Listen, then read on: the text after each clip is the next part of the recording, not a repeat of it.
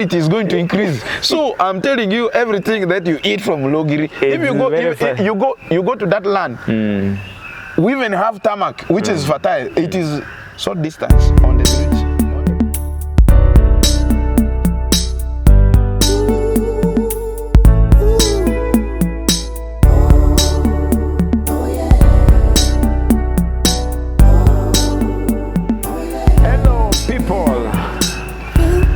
These are the two guys, the two duos, comedians.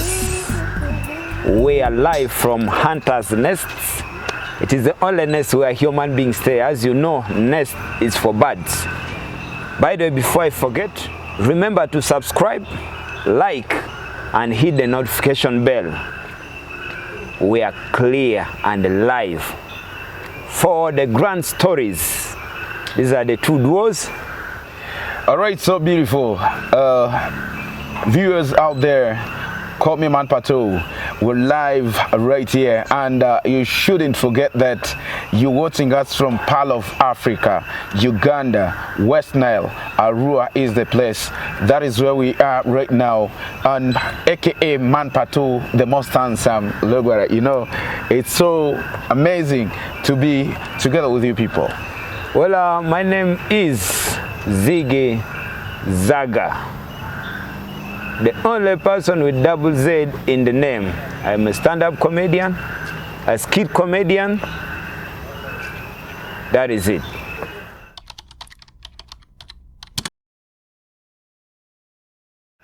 Yeah, we do a lot of things.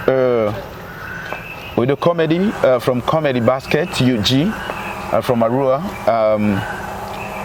It is so amazing to be with the people live today from Arua, and as we are from Arua, you know, comedy is actually part of me, part of him, part of us. That is what I can tell you. And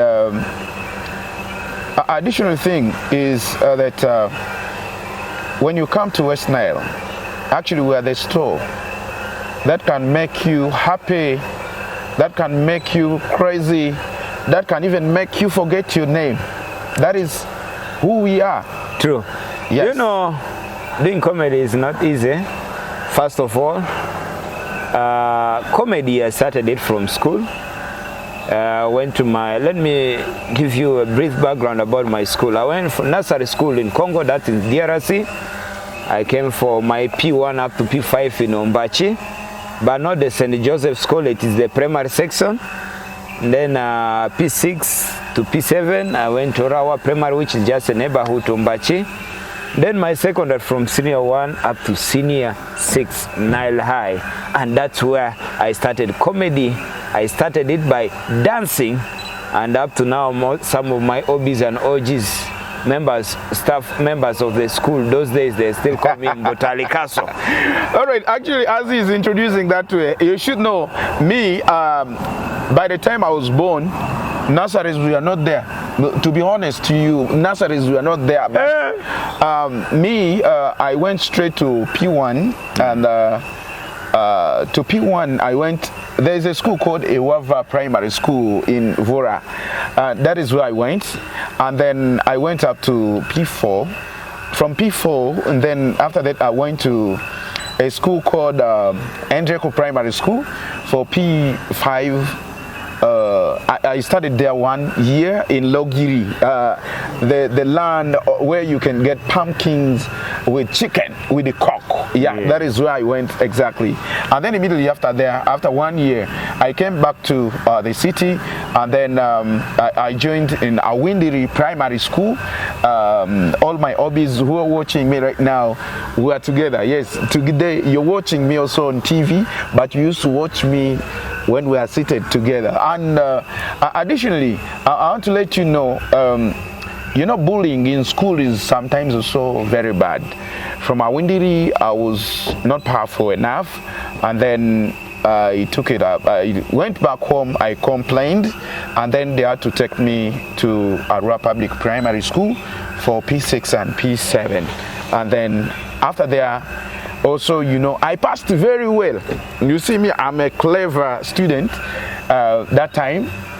Immediately after there, I was supposed to join in Vara Secondary School, but school fees were not there.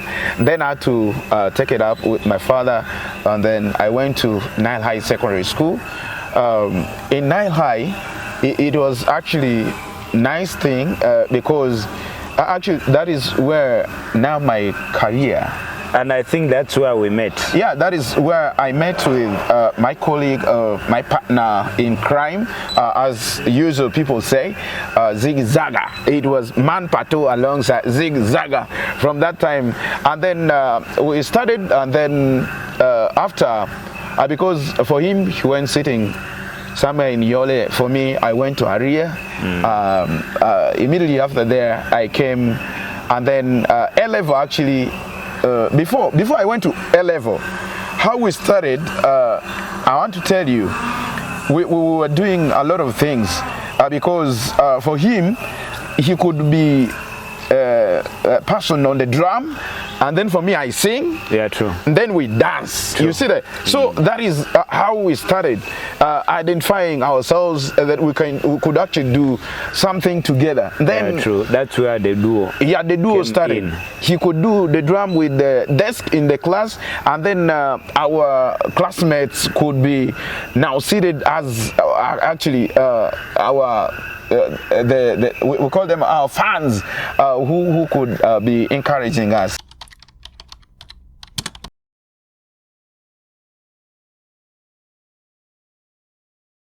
Way back from secondary school, that was way back in around 2003, 2004, 5 there. That's when we started. But you know, it was comedy, dancing comedy. You know, there is a way you dance and people laugh. But another person can dance and people don't laugh. That is still comedy, because comedy is about making somebody laugh.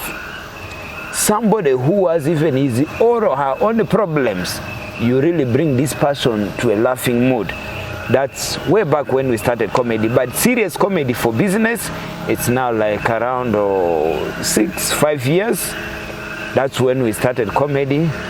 But it was not easy. I remember we used to get to go to introduction, we go for weddings here and there. True. But our first comedy that we performed, I think only 2 people were there. Yeah, actually, that is where we began from.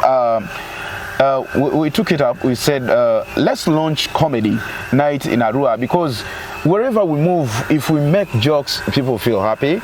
And then I said, no, okay, if that way, Musaja, let's sit down and do something. Let's do something. We did comedy launch, the first comedy launch. We did at Tropical Suits. That time we were calling it Hillview. It was Hillview, and then we got for it a name. At first we were called Live Wire Comedy Crew, and then from there we said no, since people are migrating from analog to digital. Why can't we also get that catchy name for comedy? And then that is where we got this name, Comedy Basket from. Comedy Basket UG, because we're in Uganda. This is a comedy group in Uganda. So it was a very beautiful thing. Well, our comedy, since it's time to laugh, time to be funny, comedy also has its own challenges. But one of the challenges with the comedy I've seen is, if you're a comedian, you go on stage and people don't laugh, it is always one of the biggest challenges. But of course, as a comedian, when you package very well, people get to laugh. It is very terrible when you don't make people laugh. It is a challenge to me as a comedian. You know, there's also a challenge of, you know, not so many comedians, and comedy to teach naturally you should be a funny person. Yes. That's one of the challenges. So if you want to pull other people, you want to pull other guys to join the comedy industry, it's also very tough, because naturally you needed to be a comedian. And you know, comedy, one of the challenges also I see is we don't have the equipment. You know, now people do these things and they record them and they go live. People do them, record them. The equipment that really make us to do this work, it's not there. And as I said before, comedy in our place here, Westnile now is very rich. there are people who are ready to laugh, we can go and perform, but not all the districts, all the regions in West Nile, you can go and really bring it out to people. Because there are some places where you go, people don't listen to English. People don't listen to the local language. Actually, to cut you short, you should know, I did say when we launched, people came because that time we brought Jamal also. Jamal was in the launch. And then the first day we started it on our own. It was in a place called Casablanca.